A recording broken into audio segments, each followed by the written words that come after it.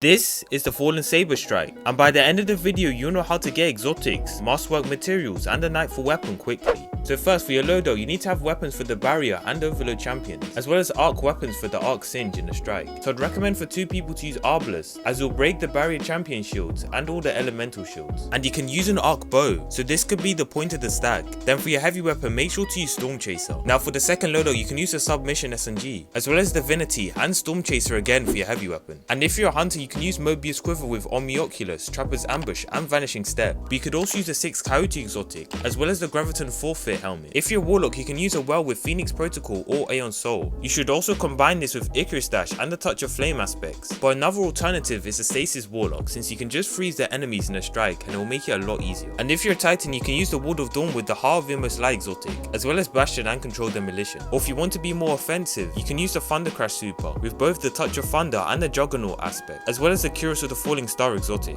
Now for the mods, make sure to use resistance mods such as concussive dampener or the thermoshock plating mod. You'll also need a lot of ammo for the storm chaser, so you can use the linear ammo finder mod and the scavenger mod. Now the final mods I would recommend to use is the reaping wellmaker mod, melee wellmaker and the elemental ordnance mod. And the nightfall weapon this week will be the duty bound auto rifle. Now the first tip for the strike is in the warsat area, and you should first shoot the turrets of the fallen ships. And if you have an invis hunter in your fire team you can just be invisible for the whole time, so you can get the warsat to 100. A good place to hide is the small box in the middle of the room, and you can hide here in the first phase of the boss. For the second phase you can hide around this area shown on screen, or you could go to the left and get some cover from the large panel. And for the rest of the strike just make sure to watch out for the snipers, as well as the servitor barrier champion. Now after learning about the fallen saber strike there's still another problem, as you'll need to know about the light blade boss cheese, and the only way you'll be able to know about it is through this video shown on screen.